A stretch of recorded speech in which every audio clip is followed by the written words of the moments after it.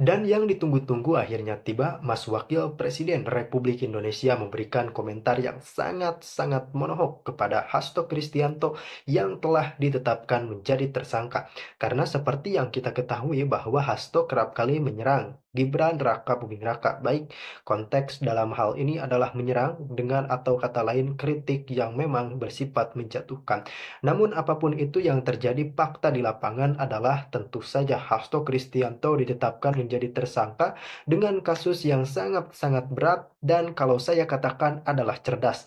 Kenapa cerdas? Karena Hasto sanggup mengendalikan 4 tersangka lainnya. Kemudian Hasto menyuruh Harun Masiku melarikan diri serta membuang dan meredam ponselnya ke air untuk merusakkan ponsel tersebut sebagai usaha penghilangan barang bukti yang sangat berharga. Mungkin jika ponsel tersebut bisa dipulihkan kembali, ada informasi-informasi yang sangat berharga di dalamnya.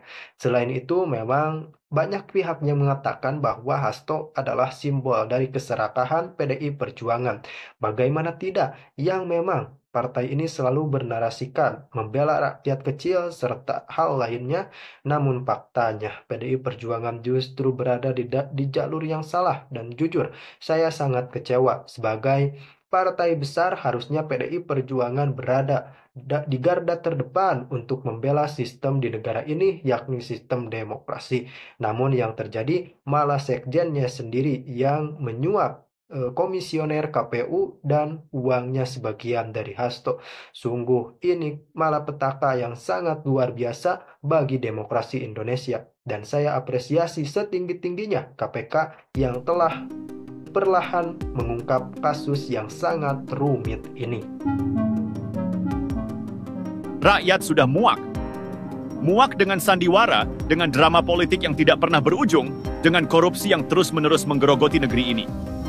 PDIP sebagai partai besar yang seharusnya menjadi pelindung demokrasi, kini berdiri di barisan yang salah, membela pelaku bukan korban. Kita tidak peduli dengan deklarasi mereka, dengan narasi kriminalisasi, atau dengan segala dalih politik yang mereka gunakan untuk menyelamatkan Hasto dan diri mereka sendiri. Yang kita pedulikan adalah keadilan. Yang kita inginkan adalah hukum yang bekerja tanpa pandang bulu. Hasto Kristianto hanyalah satu nama. Tetapi di balik namanya, ada jaringan yang lebih besar, ada sistem korup yang menghisap darah rakyat hingga tetes terakhir. Penetapan Hasto sebagai tersangka adalah langkah kecil, tetapi langkah itu tidak boleh berhenti. KPK harus berani menelusuri jejak ini hingga ke akarnya, meskipun akarnya menyentuh elit-elit yang kini nyaman di singgasana kekuasaan. Rakyat tidak akan tinggal diam. Sudah terlalu lama kita menjadi korban dari keserakahan mereka yang hanya peduli pada kekuasaan.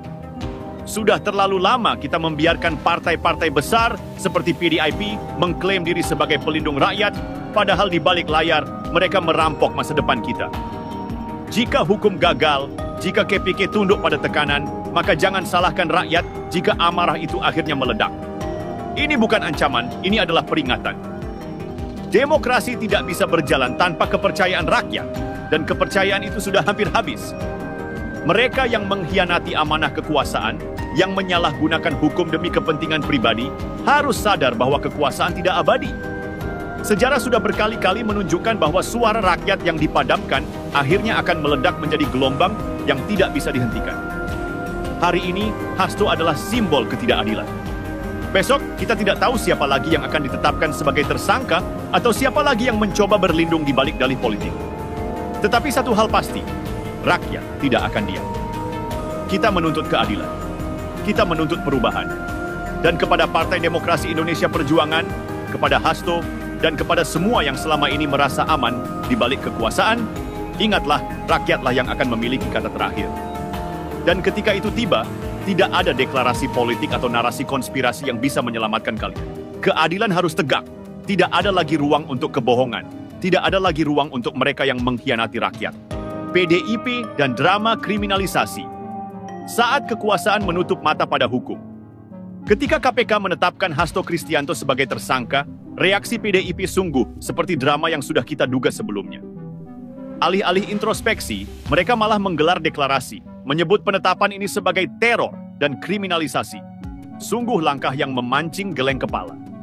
Bukannya menunjukkan bahwa mereka adalah partai besar yang hormat pada hukum, PDIP justru memilih narasi victim blaming, seolah-olah mereka adalah korban konspirasi besar yang dirancang untuk menjatuhkan mereka.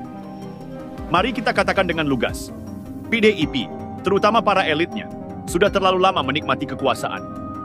Mereka telah menjadikan kekuatan politik bukan sebagai alat untuk melayani rakyat, melainkan sebagai benteng perlindungan pribadi.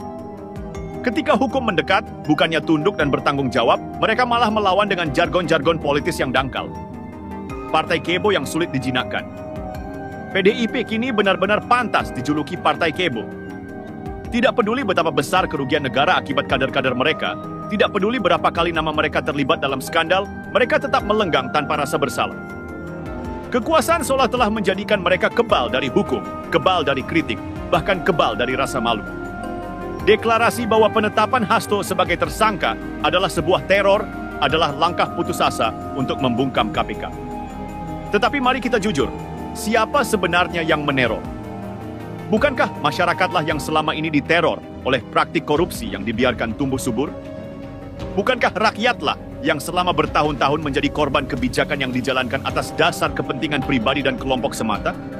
PDIP tampaknya lupa bahwa kekuasaan yang mereka nikmati hari ini bukanlah hak istimewa yang bisa mereka bawa ke kubur. Kekuasaan adalah amanah, dan amanah itu akan dipertanggungjawabkan.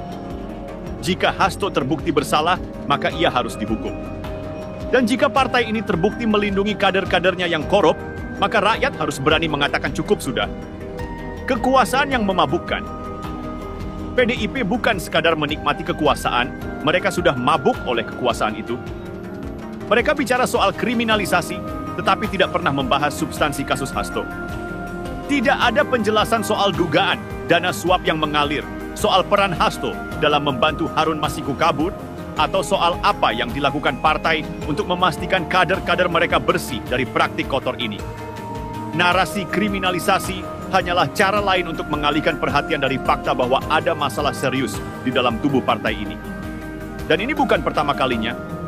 Kita sudah melihat pola ini berkali-kali ketika nama besar PDIP terseret dalam kasus hukum, mereka selalu melabeli itu sebagai konspirasi politik. Tetapi masyarakat tidak bodoh. Kita tahu persis siapa yang diuntungkan oleh kekacauan ini. Kita tahu bahwa mereka yang bermain-main dengan hukum adalah mereka yang merasa hukum tidak akan pernah menyentuh mereka. Rakyat harus bersikap. PDIP mungkin lupa, tetapi kekuatan rakyat lebih besar dari partai manapun. Jika mereka terus-menerus berlindung di balik kekuasaan untuk melindungi korupsi, maka rakyat harus memberikan pesan yang tegas. Kami tidak akan diam. Sudah saatnya kita memutus siklus kebohongan ini. KPK juga harus tetap berdiri tegak. Jangan biarkan tekanan politik mengaburkan misi pemberantasan korupsi.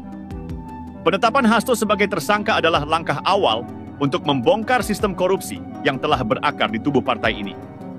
Jika PDIP merasa tidak bersalah, buktikan di pengadilan, bukan di panggung drama deklarasi. Hasto dan PDIP adalah simbol. Hasto bukan hanya simbol dari keserakahan, tetapi juga dari kejatuhan moral sebuah partai besar. PDIP yang dulu dielu-elukan sebagai penjaga demokrasi, kini menjadi momok yang menakutkan bagi hukum itu sendiri. Mereka telah berubah menjadi institusi yang sulit dijinakkan, bukan karena kekuatan moral, tetapi karena kerakusan akan kekuasaan. Jika PDIP benar-benar ingin disebut partai rakyat, mereka harus berhenti melindungi para koruptor. Jika tidak, sejarah hanya akan mengingat mereka sebagai partai yang menggadaikan idealisme demi kekuasaan. Dan untuk Hasto, pesan kita jelas. Hukum tidak bisa dibungkam dengan deklarasi politik. Cepat atau lambat, kebenaran akan menemukan jalannya, dan ketika itu terjadi, tidak ada deklarasi, tidak ada narasi kriminalisasi yang bisa menyelamatkanmu. Kita, rakyat, menunggu saat itu tiba. Setelah KPK mengumumkan Hasto Kristianto sebagai tersangka, tidak ada lagi alasan untuk mengelak. Semua bukti yang mengarah pada keterlibatan Hasto dan PDIP dalam kasus suap sudah cukup kuat. KPK bukan lembaga yang sembarangan mengumumkan status tersangka tanpa dasar hukum yang jelas. Fakta dan data menjadi pijakan utama, dan dalam hal ini peran Hasto sebagai Sekretaris Jenderal PDIP sangat sulit untuk disangkal. Hasto terlibat langsung dalam penggunaan dana yang disalurkan Harun Masiku untuk menyuap oknum komisioner KPU. Bahkan, dugaan kuat menunjukkan bahwa kontribusi dana itu berasal dari lingkaran Hasto sendiri. Ini bukan hanya soal Harun yang melarikan diri, tetapi tentang bagaimana Hasto menggunakan pengaruh dan kekuasaannya untuk mengatur semua ini. Ketika Harun Masiku menghilang, fakta lain muncul. Ada upaya sistematis untuk menghalangi penyelidikan KPK. Dan Hasto dinilai menjadi otak di balik pelarian tersebut. KPK telah memenuhi syarat 2 alat bukti yang sah, dan itu cukup untuk menjerat Hasto. Tidak ada ruang untuk memainkan narasi kriminalisasi atau politis.